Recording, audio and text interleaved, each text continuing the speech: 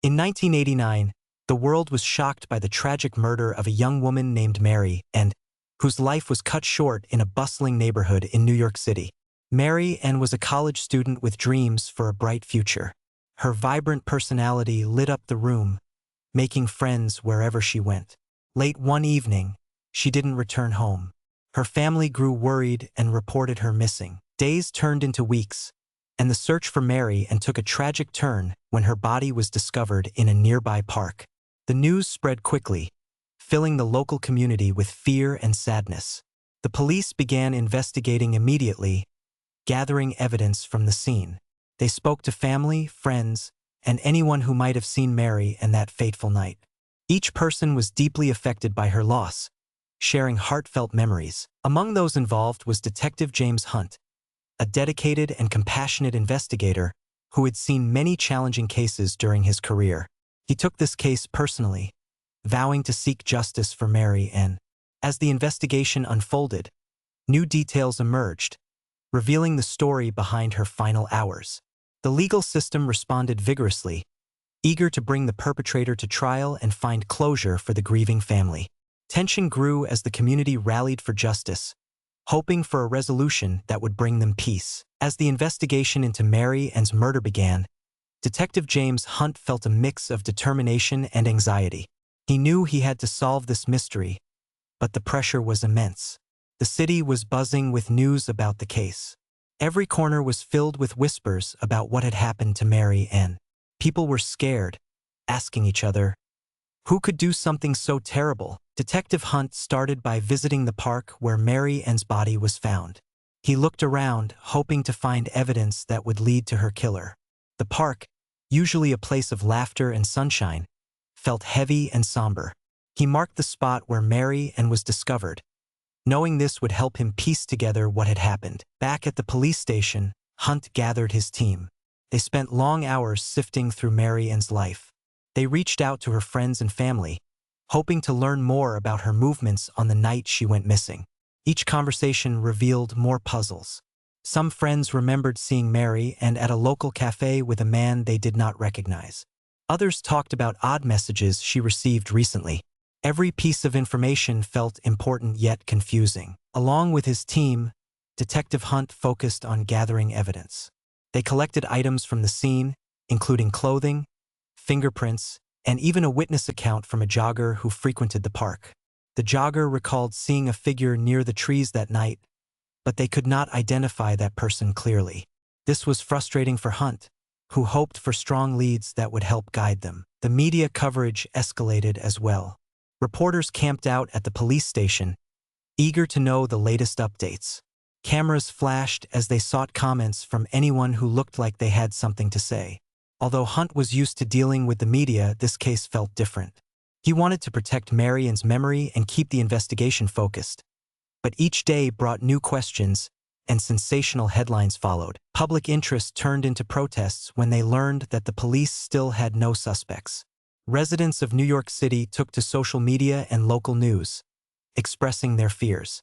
Some said they would no longer visit the park, wanting to stay away from the place where such a tragedy occurred. Community meetings gathered crowds discussing how to keep their neighborhoods safe. They called out for justice, but as the days passed, Hunt felt the weight of their expectations. Just when things seemed unclear, the investigation took a sharp turn. A witness came forward, claiming to have information about Mary Ann's last moments. They had seen her get into a car with someone shortly before her disappearance. This revelation lit a spark of hope in the otherwise dim investigation. Hunt and his team felt a jolt of renewed energy. Still, they faced self-doubt about whether this new lead would truly help them find Mary Ann's killer. With so many questions and so few answers, every setback felt like a strike against their resolve. Hunt reminded his team to stay strong. They needed to trust the process even when it got tough. Despite the rising tension, he believed they were on the right path. Each clue, each interview, drew them closer to the truth inch by inch. With each passing day, though challenges loomed, hope swirled, urging them onwards in their search for justice for Mary Ann. The investigation into Mary Ann's murder moved forward, gaining hope with each new discovery. Detective James Hunt, along with his team, began to sense a shift. With the witness coming forward about Mary and getting into a car, they hoped to find leads that could guide them to the truth. This evidence gave them renewed focus, motivating them to chase down every lead with determination. Detective Hunt organized a meeting with his team to discuss strategies. They knew they needed to find out who owned the car and if it was connected to a potential suspect. The weight of the public's expectations pressed down on them, as the news reports seemed to grow louder and more urgent. Every day, the reporters spoke about the case, and a well-known investigative journalist named Sarah Brooks was leading the charge. She had a reputation for uncovering the truth, and her articles kept Mary and story alive in the hearts of the people. Thanks to Sarah's updates, attention turned back to the case. Her articles highlighted the importance of justice and keeping the community safe. Some people felt inspired by Sarah's voice, taking to social media to share memories of Mary Ann. They lit candles in her honor at public gatherings, hoping to keep her spirit alive. This growing tension only strengthened Detective Hunt's resolve. He knew he had to match the public's desire for answers. Amid the pressure, Hunt's team received a break. They managed to trace the car's ownership to a local man named Kevin who had prior run-ins with law enforcement. Hunt felt a click of confidence as they arranged to speak with him. Possible connections to Mary Ann's case felt promising, and Hunt urged his team not to lose focus. Every small win was like a stepping stone guiding them closer to seeking justice. When they found Kevin, he initially played it cool. It seemed he didn't realize they were aware of his past behavior. As they questioned him, Detective Hunt remained calm, determined to bring out the truth. Though Kevin made excuses, Hunt used his skills to notice inconsistencies in his stories. Kevin claimed he never saw Mary but he tripped over details, raising red flags. This moment felt like progress, sparking a flicker of hope in the team. As they pieced together this new information, the pressure thickened in the air. Time was not on their side, and the community waited for their updates. Newspapers ran stories with sensational headlines about Mary Ann's case. People wanted the police to catch the killer and hoped for swift justice. Articles brought both support and criticism. Readers felt frustration because they wanted answers but also praised the police for having the courage to interview individuals like Kevin. Hunt understood the importance of fanfare, but he focused on getting solid evidence to build their case. He knew it was more than just finding a suspect. It was about ensuring that the evidence was strong enough to support a significant prosecution. This understanding motivated him further. Even when faced with the growing fear of making mistakes, he kept urging his team to press on. After long nights of discussing testimonies and reviewing evidence, the team discovered a startling detail in Kevin's past. They found a text message on his phone showing contact with Mary and a few days before her murder. This new finding encouraged their confidence, lighting a brighter path ahead. They felt they were getting closer, chasing shadows that might lead them to answers. As the investigation progressed, their minor victories began to reassure the team that hope was not lost. Although burdened by the rising pressure, Detective Hunt felt a sense of camaraderie with his team. They were committed to uncovering the truth, determined to shine a light on the dark corners of this case. Step by step, inch by inch, the journey was far from over, but small wins gave them the strength to keep moving forward. The trial of Kevin began, and the atmosphere in the courtroom felt heavy with tension and anticipation. Family, friends, and community members filled the public seats, eager for justice for Mary and Detective James Hunt sat close to the front, watching intently as the judge called everyone to order. The stakes were high, and everyone could sense it. As the trial started, the prosecution explained their case to the jury. They recounted the chilling details of Mary Ann's last known moments and the evidence linking Kevin to her murder. The lead prosecutor, a confident woman named Laura Green, stood tall and spoke clearly. She presented witness testimonies that painted a picture of Kevin as a troubled man who had crossed the line beyond mere confrontation, who had taken a life. The jury listened carefully, many appearing troubled as they absorbed the heavy words. When it was time for the defense to present their arguments, the mood shifted. The defense attorney, who seemed calm and collected, used every opportunity to cast doubt on the prosecution's case. He argued that the evidence was circumstantial, suggesting that anyone could have been near the location that night. We all know that in a city so large, people cross paths without knowing, he insisted, his voice rising with conviction. During this part of the trial, emotions within the courtroom ran high. The defense called several witnesses, attempting to show Kevin's character as friendly and peaceful. They brought in friends of Kevin who testified about their experiences with him, trying to paint him in a positive light. Each testimony felt like a hurdle for the prosecution, like stepping toward a finish line where the truth was still unclear. One of the most dramatic moments came when Laura Green called forth the jogger who had seen a figure in the park. As he took the stand, everyone leaned in. The jogger recalled feeling uneasy seeing a strange man near the trees when he usually enjoyed running there. I couldn't see his face clearly, but I was scared, and I hurried home right after. His testimony seemed powerful, but the defense attorney quickly took control of the situation. During his cross-examination, the defense lawyer asked pointed questions. "Why didn't you share this information immediately?" he pressed the jogger, who stumbled over his words. The man recounted how he considered it merely unusual at the time. This moment created cracks in the prosecution's case, and you could feel the tension multiplying. As emotions swirled in the courtroom, Laura worked to reclaim the jury's attention. She remarked on the damning evidence found in Kevin's phone, highlighting the text messages between him and Mary Ann. In a moment of powerful storytelling, Laura painted a vivid picture of a man who had directed sinister intentions toward her. Words meant to evoke anger, sadness, and regret in the hearts of those listening. She reminded the jury of Mary Ann's dreams, her laughter, and her bright future, insisting that those qualities were snuffed out by someone who had no right to take them. The defense kept throwing challenges back at Laura, trying to instill doubt about every witness she brought to the stand. As days turned into weeks, the emotional atmosphere echoed from the walls. Friends of Mary and in the audience cried softly as they heard the evidence unfold, feeling heavy with both hope and fear. Meanwhile, they caught glimpses of Kevin, sometimes appearing shaken, other times disturbingly calm. With each witness, the jury was put through a wave of emotions, conflicted, anxious, and eager for resolution. Detective Hunt felt the fatigue set in, but he clung to the hope he had fostered throughout the investigation. The fight for justice had come alive, showcasing how a single event could rip the fabric of a community apart. The weight of their choices loomed in the air, thick and opaque, living in the tension and silence of that courtroom. It was here that everything would change, and the truth would reveal its face. As the trial of Kevin progressed, the tension in the courtroom reached a boiling point. Each day felt heavier than the last, and the community's desire for justice continued to echo in the chamber. Detective James Hunt knew that the moment for a breakthrough was close, and he watched intently for any sign that favor could shift in the prosecution's direction. Then came the day when Laura Green, the lead prosecutor, called a critical witness to the stand.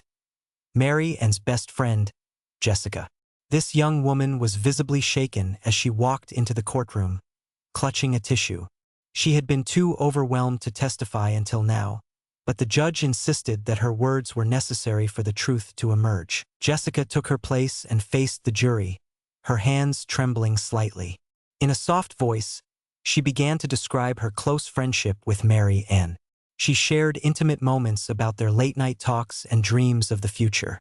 Mary Ann never thought anyone would want to hurt her, Jessica said, her eyes filling with tears.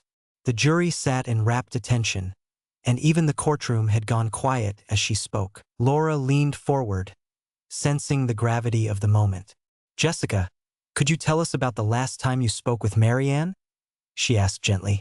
Jessica nodded, recounting their phone call the night Mary Ann disappeared. "She said she was meeting someone, and I felt weird about it," Jessica confessed. "I told her to be careful, but she brushed it off. I just had this bad feeling." The prosecution laid out the details strategically, highlighting how troubled Jessica had felt. "It sounds like she knew something was wrong," Laura prompted, her voice steady. Jessica confirmed it was uncomfortable but added that Mary Ann was a trusting person. This helped build a link to Kevin, suggesting that Mary Ann may have been too trusting of someone dangerous. As Laura brought up the text messages between Mary Ann and Kevin, Jessica's expressions shifted. "I knew she had been texting him, but "I didn't think much of it," she said quietly. Her words lingered in the air, heavy with unspoken doubt. This emotional testimony created ripples of impact, capturing the jury's gaze. However, moments later, the defense team sprang into action. The defense attorney aimed to drown the prosecution's momentum with skepticism. He stood up and approached Jessica with sharp questions meant to sow doubt. "You said this bad feeling was just a feeling," he began, feigning softness but laying a trap. "Isn't it true that you've no proof she was actually in danger before she disappeared?" Jessica stumbled for a moment, and uncertainty washed over her. The defense was chipping away at the emotion in the room, intent on suggesting that Mary and May have simply made poor choices without any knowledge of possible danger. "It wasn't like that," she finally retorted, her voice rising. I wanted her to be safe." This display heightened tension in the courtroom. Gasps came from the audience, while Kevin stared with an unreadable expression. The pulse of uncertainty affected everyone in the room. Could this testimony, steeped in personal feelings, turn against the prosecution? Then came the moment that would shift the atmosphere completely. Laura had one final card to play. She called a tech expert, ready to explain the digital evidence that had emerged. "The text messages were monitored closely, and we found something significant," she announced confidently. The jury perked up, intrigued as she described how the messages detailed plans made by Kevin that suggested manipulation rather than a simple friendship. A screen rose in the courtroom, displaying snippets of the exchanged texts. Phrases appeared that suggested Kevin was trying to control Mary Ann's actions, urging her to go places at odd hours. An electric charge filled the air as Jessica's lips parted in realization. The prosecution seemed to catch fire as excitement passed through the room. Detective Hunt felt the atmosphere shift. The weight of uncertainty gave way to clarity. The jury's faces reflected a mix of shock and fear. They saw vividly now how trust could turn into betrayal. The stakes were rising higher for both sides, with emotions cascading and snapping into place like a puzzle slowly revealing its picture. Confidence had returned to the prosecution's argument, unveiling how manipulative interactions had potentially led Mary Ann to her fate. Consequently, the tension, once strong but disjointed, transformed into a united desire for justice. The courtroom stood on the brink of an understanding, knowing this moment could transform the outcome of the trial forever. As the trial approached its conclusion, the atmosphere in the courtroom pulsated with tension. The judges had sworn in the jury, and both sides prepared for their closing arguments. Detective James Hunt could feel the anticipation thick in the air, every heartbeat echoing with the hopes and fears of those present. Friends and family of Mary Ann filled the gallery, their hearts heavy with uncertainty but steadfast in their quest for justice. The defense attorney stood confidently at the front of the room, his expression determined as he faced the jury. He began by emphasizing reasonable doubt.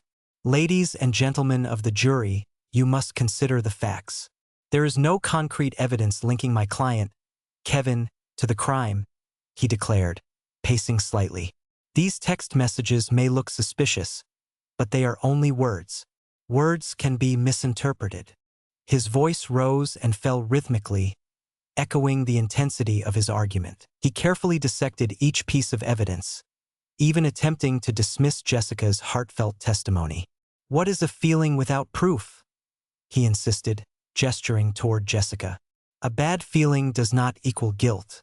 It is easy to drown in fear and suspicion, yet you must rise above these emotions and judge only by the facts." Throughout his argument, he maintained an unwavering tone and tried to play on the jury's emotions, hoping they could connect with Kevin's side. He spoke of his client's right to a fair trial and that everyone deserves chance to defend their innocence. Leaning in, he firmly said, "Whether you like him or not, protecting one man's rights is crucial for us all." As he pushed forward, Detective Hunt found himself growing restless. He knew that despite the defense's arguments, the evidence pointed toward guilt. Every story told, every piece of data presented, painted a darker picture. He glanced at Laura Green, whose serious expression indicated she was already drilling down into thoughts about her closing remarks. Finally, it was time for Laura to take the floor. She rose with purpose, ready to drive her points home. This case is about more than just Kevin and Mary, and it represents the responsibility we all carry in our community, she began, pacing calmly. Mary Ann's laughter filled the world. Her dreams stopped short. We cannot permit ourselves to ignore the weight of this tragedy. Spotting the jury members' faces, she spoke to the heart of the matter. Look at the evidence. The text messages show a clear pattern of manipulation and control. The relationship they shared was not innocent. It had a darkness that created a deadly circumstance. Laura urged, her gaze meeting each juror's eyes as if to forge a connection. While speaking, she highlighted moments during the trial where doubt was cast based on fear rather than fact. We face moments where our comfort can cloud the truth. That is not our duty today. Our duty is to uncover justice for Mary and, she asserted with strength. Emotions swelled around the courtroom as Mary Ann's family squeezed each other's hands, silently urging the jury to understand their pain. As her closing argument concluded, Laura took a breath and sent her eyes passionately toward the jury. They need your voices for justice to be heard. This case is not just a verdict. It is a message that we stand together against violence, mourning the life of someone we all lost too soon, she declared boldly. With whispers filling the room, everyone understood the gravity of these final moments. The tension grew thicker as the jury then filed out for deliberation. As they left, hearts felt heavy in their chests. Friends and family exchanged glances, knowing the truth ran deeper than arguments and tactics. Many thoughts swirled in Detective Hunt's mind as he pondered over how this case would ripple through their community. Lives would continue with their weight. Would healing come from justice? Or would this lingering shadow stretch forever? Outside in the hallway, Mary Ann's family huddled together, sharing tears and whispers of love for the daughter they cherished. This trial wasn't just about confronting the past. It had stirred conversations and strengthened friendships. Regardless of the outcome, there would be a lasting impact. Inside the jury room, discussions kicked off, filled with debates and uncertainty. Detecting the deep concerns written on their faces, the stakes had been laid clear. In those final moments of the trial, emotions ran high, and every participant understood they were part of a pivotal moment, destined forever to change their lives and the community around them. The jury returned with their verdict, and the tension in the courtroom was palpable. As everyone waited, Mary Ann's family clung to one another for strength. Detective James Hunt held his breath, hoping for justice to finally prevail. When the foreman of the jury announced the decision, we find the defendant, Kevin, guilty of murder. The room erupted into a mix of relief and sorrow. Mary Ann's family dissolved into tears, embracing tightly. A wave of emotion swept over them, a blend of grief, anger, and a sense of closure. This verdict, while important, could never bring back their beloved daughter, but it offered a glimmer of justice that they desperately craved. They knew this chapter would never erase the heartache, but perhaps it would help them find some peace. In a stark contrast, Kevin sat in disbelief as the verdict was read. His expression transformed from calm denial to shock, and his face flushed with an intense hue of frustration. Around him, the attorneys whispered hurriedly, but Kevin appeared lost in his thoughts. His life was forever changed in an instant, and the reality that he would now pay for his actions sank hard within him. As the courtroom emptied, Detective Hunt reflected on the trial's impact. He felt proud of the justice served but couldn't shake off the pain for everyone involved. The community had rallied behind Mary and, yet it seemed the aftermath would leave scars that took time to heal. To Hunt, the trial highlighted systemic flaws in handling such cases, where evidence could still be misinterpreted and manipulated. He vowed to push for changes that would ensure justice was not just a theoretical ideal but a tangible practice for each individual. Outside the courthouse, onlookers gathered as the news spread quickly. Reporters set up their cameras, ready to capture the reactions of Mary Ann's family and the convicted suspect. The voices of journalists filled the air, discussing how the trial had gripped the public's attention from the beginning. Sarah Brooks, the prominent journalist who had followed the case closely, stood before the cameras and spoke passionately. This case illustrates the dire need for our legal system to address issues surrounding safety and trust, especially for young individuals. In the days following the verdict, the community came together to honor Mary, and candlelight vigils filled parks, where people shared stories and memories of her laughter. This reflected a sense of unity as the community processed the impact of the trial. But even as friendships strengthened, there remained an air of crisis, showing that everyone was grappling with the shadows of the situation. They had witnessed firsthand how quickly one life could be taken, and it stirred deep conversations about safety and vigilance. Members of law enforcement also felt the trial's weight. Many expressed hope that the outcome would encourage more victims to come forward without fear of retribution or dismissal. It was a chance for the police to regroup and focus on their community relations, an area they strived to improve after enduring scrutiny during the trial. Detective Hunt saw a shift in culture as ensuring public safety took center stage, and he was eager to stand at the forefront of this change. Amid the media whirlwind, there were concerns regarding the sensationalism surrounding Mary Ann's death. Critics noted how sometimes coverage could further distress families instead of giving them the space to grieve and heal. The balance between truth and hyperbole left many questioning how society prioritized these narratives in their quest for justice. As the dust settled, people took time to reflect. Lives had altered irreversibly due to the tragedy, but through sharing and community engagement, hope began to sprout from the ashes. Although the future held uncertainty, Detective Hunt believed special connections would emerge, and the memory of Mary Ann would push others to seek safety and accountability.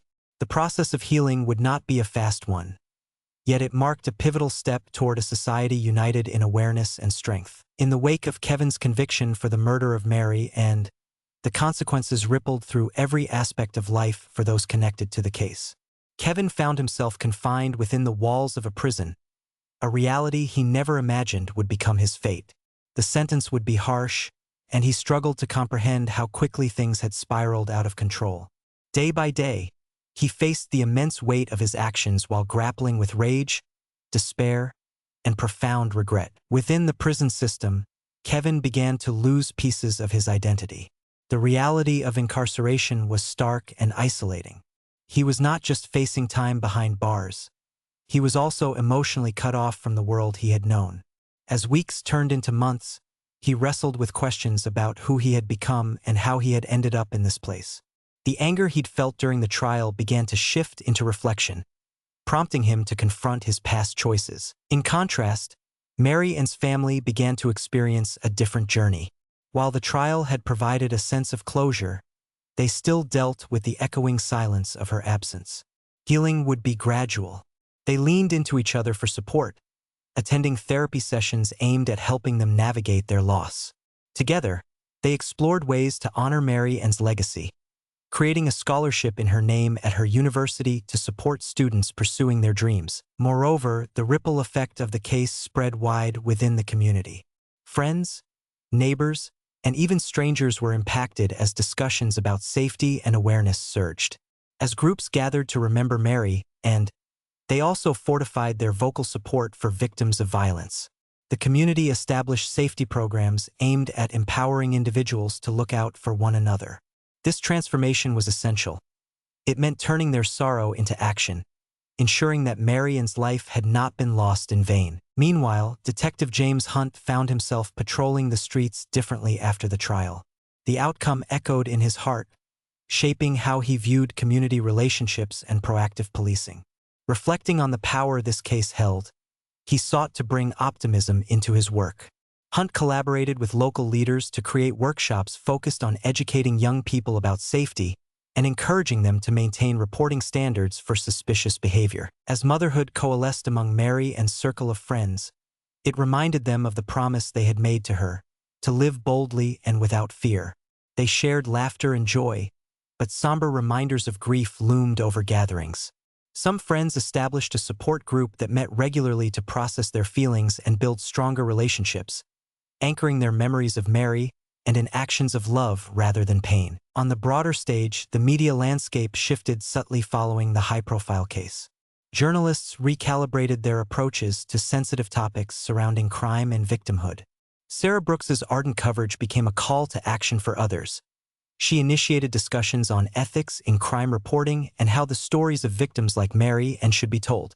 The lessons learned extended beyond the courtroom, urging society to confront larger issues surrounding crime, safety, and the mental well-being of all involved. Even years after the trial, the community never forgot.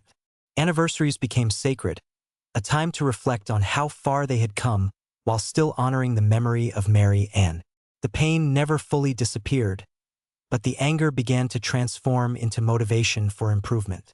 Similarly, Kevin's future as a convict offered him time to contemplate redemption, possibly exploring rehabilitation programs offered in prison, as he sought to glean meaning from his past mistakes. Though these key players walked different paths, they were all moved by a collective commitment to change and growth. The unique legacy of one tragic event impacted many lives differently, fostering connections deeply rooted in resilience and reflection. Each story intertwined as they navigated through an evolving world, learning, adapting, and influencing, not only for themselves but also for future generations. In the years following the trial of Kevin for the murder of Mary Ann, the effects remained significant across the community and the justice system.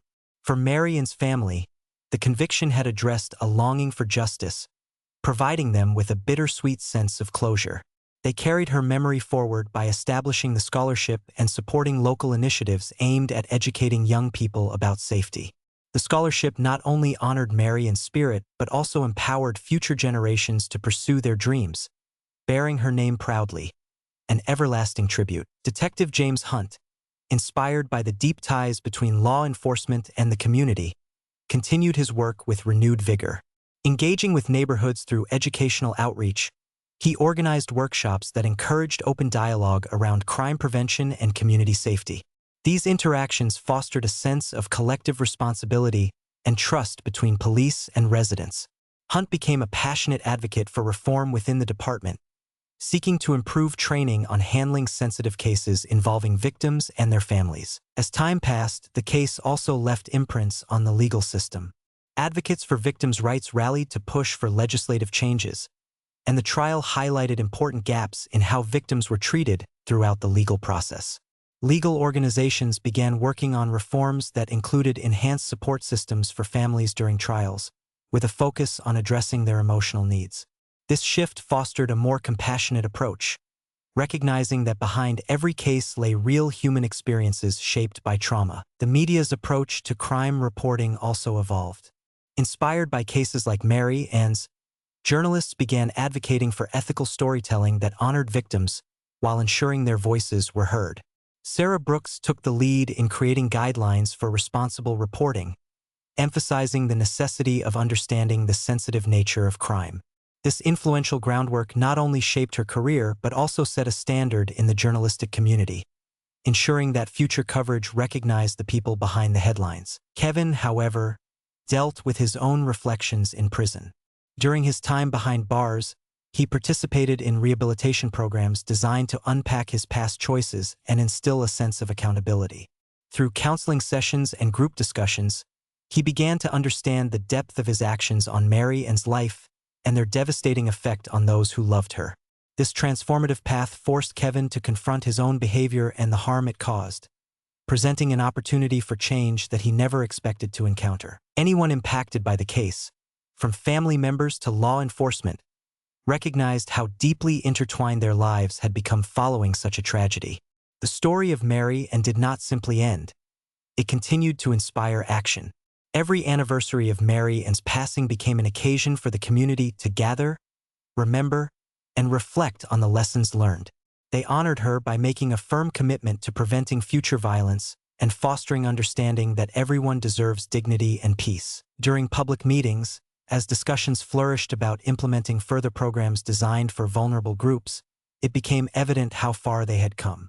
The horrors of the past paved the way for a future where community, healing, and justice intertwined. The once shadowy atmosphere that hung over the neighborhood transformed into a landscape filled with ambition and hope. As everyone reflected on the lasting impact of the case, it became clear that new narratives had emerged, ones that championed innocent lives while addressing harm and wrongdoing in ways that held perpetrators accountable.